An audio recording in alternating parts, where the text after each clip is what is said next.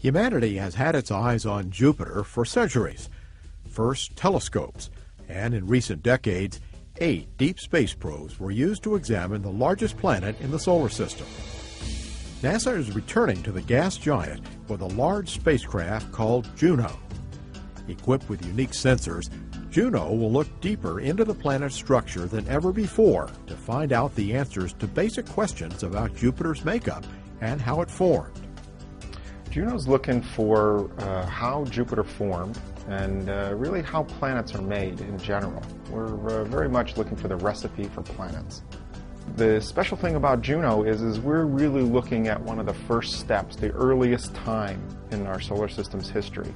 Right after the Sun formed, what happened that allowed the planets to form, and why are the planets slightly different composition than the Sun? Jupiter is so far away from Earth that even when it's at its closest to us, it will still take a radio signal moving at the speed of light about 34 minutes to cross the distance. Getting Juno on a course to reach the distant planet is the job of an Atlas V rocket, one of the largest in NASA's catalog. It has already been used to launch several NASA missions for the Launch Services Program, including the New Horizons spacecraft on its way to Pluto. It's flown quite successfully, like I said, the 28 times. Pretty challenging missions, pretty challenging payloads. It's got a heritage that goes back to the Atlas I and some of the components and in the upper stage. So it's an evolution of a family. And in its current configuration and shape and form, I'd say it's pretty robust.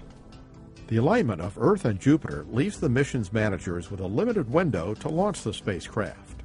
Juno only has a 22-day launch window, or unless we're down for another 13 months until our next opportunity. So it's those kind of challenges with making sure you do all the little things necessary to maximize the opportunities that you get for those 22 days.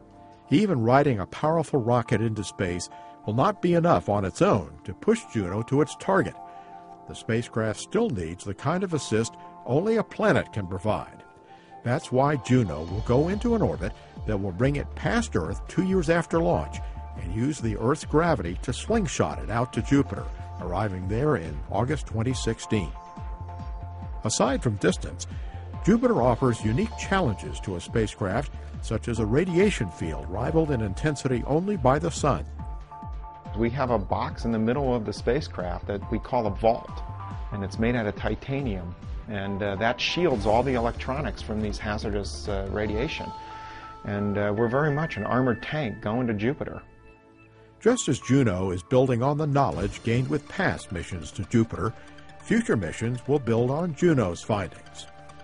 If we could start to understand the role that Jupiter played in how the planet formed and how that eventually governed the creation of the other planets and Earth and maybe even life itself, then we know a little bit about how to look for other Earth-like planets maybe orbiting other stars and how common those might be and the roles that those giant planets that we see orbiting the other stars play.